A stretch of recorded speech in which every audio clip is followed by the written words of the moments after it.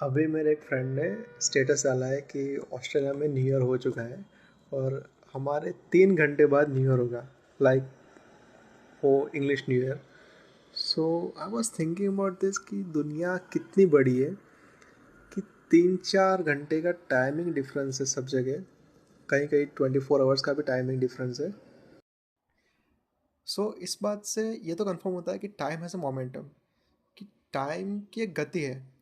लेकिन टाइम की सही में गति है क्योंकि हमें टाइम महसूस कब होता है जब पृथ्वी घूम रही है, लाइक दोपहर होती है, शाम होती है, रात होती है, सुबह होती है, तो हमें महसूस होता है कि टाइम इज़ गोइंग। लेकिन टाइम एक्चुअली में एक्सिस्ट करता है? क्या लगता है आपको? ओके, सारी दुनिया पार्टी कर रही है, हम यहाँ पे रिसर्च कर रहे हैं कि भाई टाइम महसूस क्यों हो रहा है। मैंने पूरा का पूरा प्रश्न उठा के चैट जीपीटी को पूछ दिया कि भाई क्यों ऐसा है, क्यों धरती घूम रही है, हमें टाइम महसूस क्यों हो रहा है। तो उसने मुझे आंसर दिया कि धरती 24 घंटे में पूरा चक्कर लगाती है, इसी वजह से अलग अलग जगहों पर सूरज अलग अलग समय पर उगता और डूबता है। इंसानों ने सुविधा के लिए धरती को 24 टाइम जोन में बांट दिया, इसलिए ऑस्ट्रेलिया में न्यू ईयर पहले, इंडिया में कुछ देर बाद, अमेरिका में सबसे बाद में होता है। असल में न्यू ईयर अलग अलग नहीं होता, बस धरती का अलग हिस्सा सूरज की तरफ पहले आ जाता है। तो क्या टाइम सच में एक्सिस्ट करता है, जैसा कि हमारा प्रश्न था? तो फिजिक्स साइंस क्या कहती है कि टाइम इक्वल टू चेंज को मापने का तरीका। टाइम एक परिवर्तन को मापने का तरीका है। अगर कुछ भी चेंज नहीं हो रहा तो टाइम का मतलब नहीं है।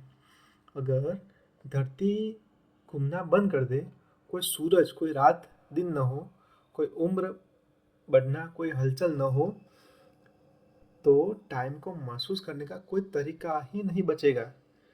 इसलिए साइंस कहती है कि time is not a thing, it's a measurement of motion and change. समझ रहे हो आप लोग? तो क्या समय इल्यूजन है, भ्रम है? तो ह्यूमन एक्सपीरियंस के लिए टाइम रियल लगता है क्योंकि भूख लगती है, उम्र बढ़ती है, यादें बनती है, बॉडी बदलती है। तो इसलिए हमारे लिए टाइम रियल एक्सपीरियंस है। यूनिवर्स के लेवल पर पास्ट, प्रेजेंट, फ्यूचर सब एक साथ एग्जिस्ट कर सकता है।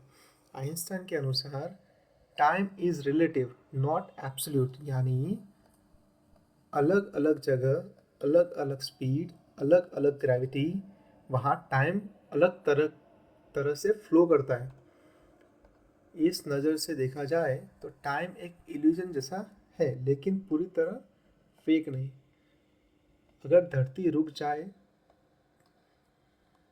अगर धरती घूमना बंद कर दे, कोई कोई दिन या रात न हो, तो घड़ी चलती रहेगी, कैलेंडर चलता रहेगा, लेकिन वो ह्यूमन मेड नंबर्स होंगे, प्रकृति के लिए मीनिंगलेस हो जाएगा। मतलब टाइम का महत्व ऑब्जर्वर पर डिपेंड करता है।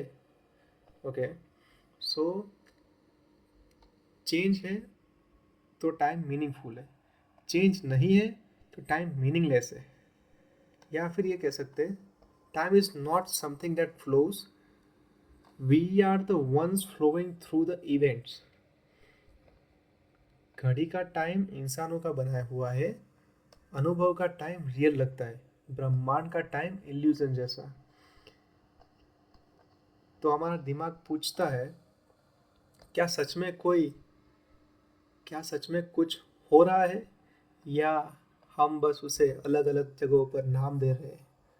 तो उसने मुझे 3 ऑप्शन दिए कि भाई भगवत गीता के माध्यम से समझना है, क्वांटम फिजिक्स के माध्यम से समझना है, मेडिटेशन एंड कॉन्शियसनेस के हिसाब से समझना है। तो मैंने बोला भगवत गीता के हिसाब से समझाओ तो मुझे। तो भगवत गीता के हिसाब से वो समझा रहा है मुझे कि भगवान श्री कृष्ण भगवत गीता में कहते हैं, मैं काल हूँ, सब कुछ नष्ट करने वाला। यहाँ भगवान कृष्ण कहते हैं कि टाइम, काल कोई घड़ी नहीं है, कोई ब्रह्मांड की प्रक्रिया नहीं है। गीता में टाइम इक्वल टू काल, काल का मतलब होता है परिवर्तन, चेंज। परिवर्तन का मतलब प्रकृति का नियम।